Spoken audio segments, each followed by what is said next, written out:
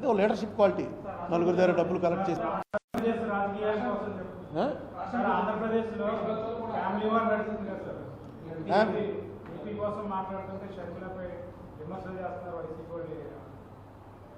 ఇవన్నీ ఇవి కొత్త ఏముందండి.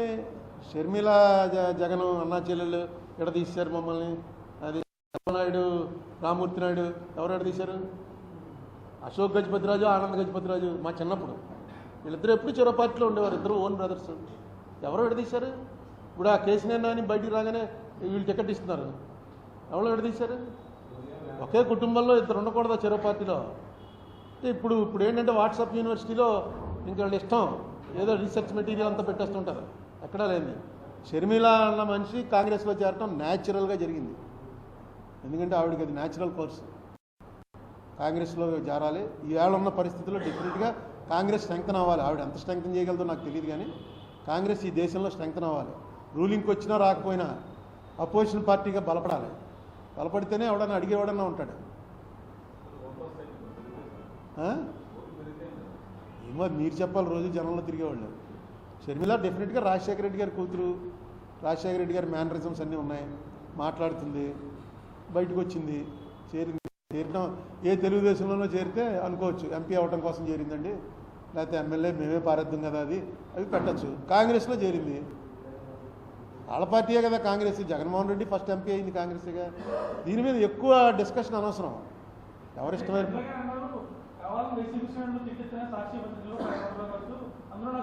ఆవిడికి మీ ద్వారా నా సలహా ఏంటంటే వాట్సాప్ యూనివర్సిటీలోకి అసలు వెళ్ళకండి.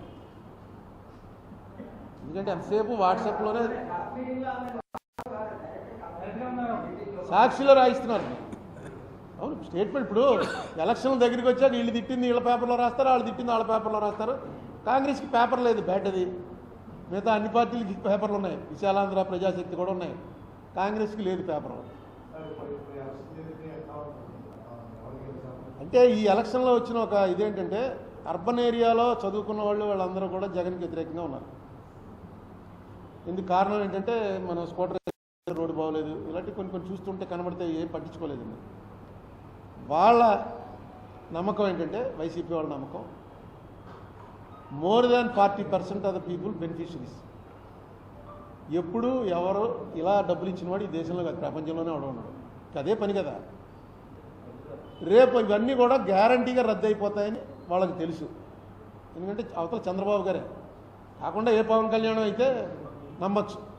అవతల వస్తున్నది చంద్రబాబు గారు కాబట్టి ఆయన హిస్టరీ తెలుసు కాబట్టి ఆయన వస్తే డెఫినెట్గా రద్దు చేస్తాడు అని ఆయన మళ్ళీ ఏం చేశాడు, వీళ్ళకన్నా ఎక్కువ పెట్టాడు మేనిఫెస్టోలో.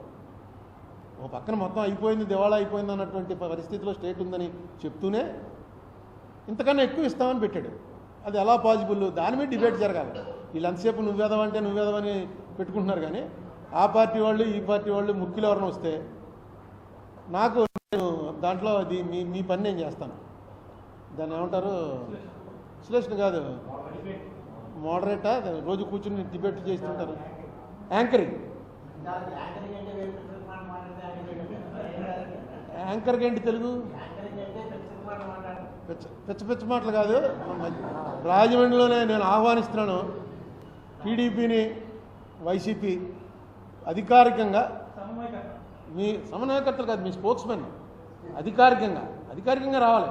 ఎవడో ఒకడు నేను స్పోక్స్మెన్ అని వస్తే కాదు, నేను చేస్తాను. నేను కూర్చుని ఇక్కడే పెడతాం, ఎక్కడ కూడా కూర్చుంటారు. నేను నా ఎలక్షనే ప్రిడిక్ట్ చేయలేదు ఎప్పుడు, ఏం చెప్పలేదు. ఇప్పుడు అదే ఇప్పుడు వీళ్ళు జనరల్గా అధికారంలో ఉన్న వాళ్ళకి జనసేన తెలుగుదేశం కలిసిపోయి అనగానే కొంత షేక్ రావాలి. ఎందుకంటే డెఫినెట్గా అది చాలా డెడ్లీ కాంబినేషన్. కానీ చూస్తుంటే వాళ్ళు ఏం షేక్ అవుతున్నట్టు నాకు కనపట్లే.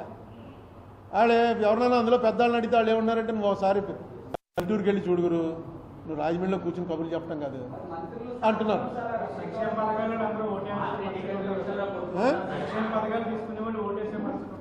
అని వాళ్ళు నమ్ముతున్నారు. అదే ఇప్పుడు జగన్మోహన్ రెడ్డి ఎన్ని రకాల తప్పులు చేయాలో అన్ని రకాల తప్పులు చేసుకుంటూ పోతున్నాడు. ఈ సీట్లు మార్చడం ఇది ఆఖరిలో చెప్తారు. సీటు మార్చేసేవారు అని వాడు ఏడ్చేలోపు నోటిఫికేషన్ వచ్చేస్తుంది, నామినేషన్లు వేసేస్తారు. ఇప్పుడు 2 నెలల ముందే మొన్న ఒక ఎమ్మెల్యేకి ఆవిడ ఎమ్మెల్సీకి ఓటేయడానికి వెళ్తుంటే పిలిచి చెప్పేట, అమ్మా నీకు టికెట్ లేదని. ఆవిడ వెళ్ళి వ్యతిరేకంగా ఓటేసింది, ఎమ్మెల్సీ ఓడిపోయారుగా. ఆ విజయవాడ అమ్మాయి నెగ్గింది, తెలుగుదేశం అమ్మాయి నెగ్గింది. ఉండవల్లి శ్రీదేవ ఎవరో అదే ఆ ఓటు ఎవరైనా ఓటేసి వచ్చాక చెప్తే అర్థం ఉంది. అలాగే ఇప్పుడు చాలా సీట్లు మీకు సీట్లు లేవని చెప్పేశారు. వీళ్ళందరూ రేపు ఏం చేస్తారు? రాజ్యసభ ఎలక్షన్లో ఇంకోటి ఎలక్షన్ సీక్రెట్ పోల్ కాదు, చూపించేయాలి. అక్కడ ఓటు వాళ్ళు ఎవరైతే పార్టీ ఏజెంట్ అక్కడ నిలబడి ఉంటాడో ఆ పార్టీ ఏజెంట్కి చూపించాలి. అంతవరకే ఉంది. పార్టీ ఏజెంట్కి చూపించి వేరే పార్టీకి వేసారనుకో ఏం చేయాలి అన్నది ఎక్కడా లేదు. ఇప్పుడు డెసిషన్ ఏం తీసుకుంటారో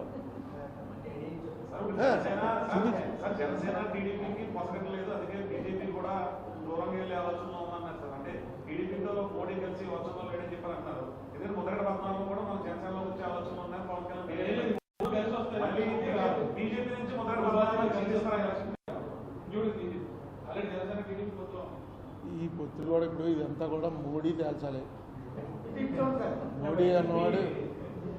మోడీ అన్నవాడు మన జగన్ అన్నవాడు ఒకటే పరిస్థితి. వాళ్ళ మనసులో ఏమొస్తే అది చేస్తారు. మోడీ కనీసం అమిత్ షాతో మాట్లాడతాడు, జగన్ ఎవరితో మాట్లాడో ఎవరు చెప్పలేకపోతున్నారు.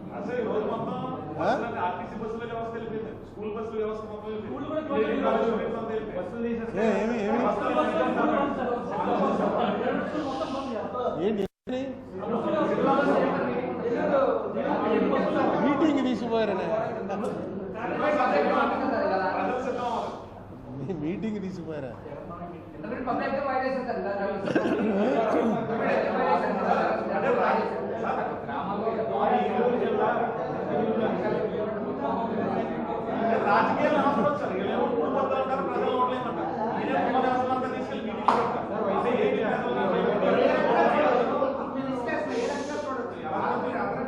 ఏది దేన్ని అయ్యా రీసౌండ్ 1 by 1 అడగండి.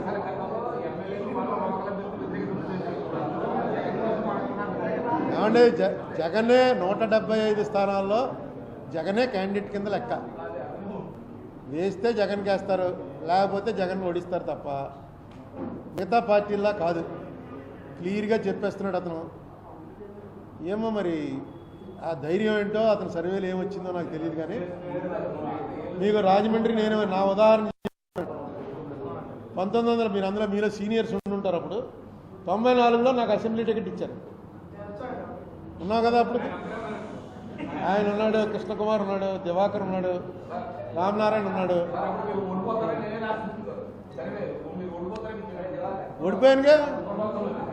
ఓడిపోయాను అందులో అనుమానం. ఎందుకు ఓడిపోయాను మెయిన్ అంటే ఏసీవై రెడ్డి గారు సిట్టింగ్ ఎమ్మెల్యేకి చెప్పలా నీ టికెట్ తీసేస్తున్నామని. అక్కడ పివి నరసింహారావు ప్రధానమంత్రిగా ఉండి ఇదేంటిది 70 మంది ఆ రెడ్లు తగ్గించాలి, మనం ఓ 10 అన్నా తగ్గించాలి కనీసం అని చెప్పి మీటింగ్లో అన్నట్ట. అన్నాడని వార్త ఇదంతా పేపర్లో వచ్చింది. 10లో తగ్గించాలంటే ఏసీవై రెడ్డి ఫస్టే తీసేస్తారు, ఎందుకంటే ఆయన మున్సిపల్ చైర్మన్గా చాలా పాపులర్. ఎలాగా మున్సిపల్ చైర్మన్ ఎలక్షన్ వస్తుందో దాంట్లో చైర్మన్ అవుతాడు అని అనుకున్నారు. ఆయనకి చెప్పలే. తర్వాత ఆయన గొడవ చేశాడు, నాకు వ్యతిరేకం చేశాడు డైరెక్ట్గాను, ఓడిపోయాడు. మళ్ళా 2004లో నాకన్నా బలమైన క్యాండిడేట్ చిట్టూరు రవీంద్ర. ఆయన 96లో ఎంపీ చేశాడు, 99లో ఓడిపోయాడు. ఓడిపోవడం కూడా మిగతా వాళ్ళతో పోలిస్తే చాలా తక్కువ తేడాతో ఓడిపోయాడు. ఆయనకి 2004లో టికెట్ ఆయన తీసేసి నాకు ఇచ్చారు. ఇస్తే ఆయన ఎలా చేశారు? అది లాస్ట్ ఇంకా నామినేషన్ రేపు వేయాలి. ఈవేళ చెప్పి రాజశేఖర రెడ్డి ఏం చేశాడంటే, రవీంద్ర నువ్వు బూరుపూడి అసెంబ్లీకి వెళ్ళు అన్నాడు. నాకు ఇంట్రెస్ట్ లేదండి, నేను ఇంటికి వెళ్ళిపోతాను, ఎంపీకి అయితే పోటీ చేస్తాను, లేకపోతే నాకు అక్కర్లేదన్నాడు. అంటే అలా కాదు, ఇదిగో బ్లాంక్ ఫారం బూరుపూడి నీకు ఇచ్చేస్తున్నాను, నువ్వు వెళ్ళు అక్కడికి. ఇదిగో అరుణ్ కుమార్, నా బీఫామ్ కూడా ఆయనే తెచ్చాడు. ఇదిగో అరుణ్ కుమార్ బీఫారము, ఇదిగో బూరుపూడి బీఫాము, ఈ 2 పట్టుకునండి.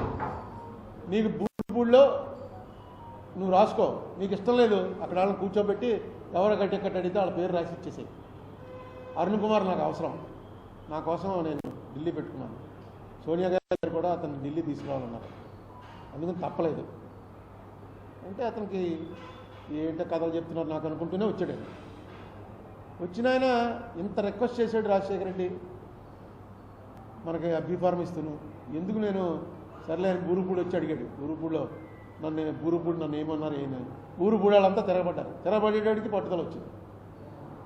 తిరగబడతారని పెద్ద గొడవ వేళ పట్టుదల వచ్చి ఆయన పేరు రాసుకుని నామినేషన్ చేశాడు. నెగ్గాడు.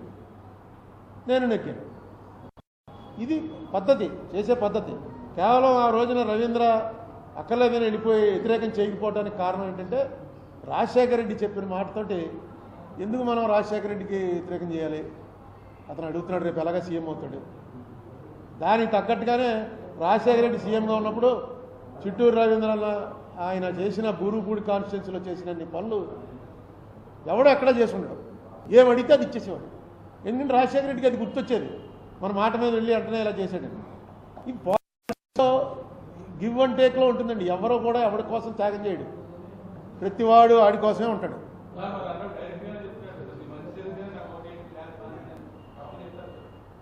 మంచి ఇంకా చెప్తాడు, చూసి ముందు ఇంకా చెప్తాడు. చెప్పకపోతే ఎలాగా? ఇప్పుడు ఎలక్షన్కి అతని క్యాంపెయిన్ ఏముందా ఇంకా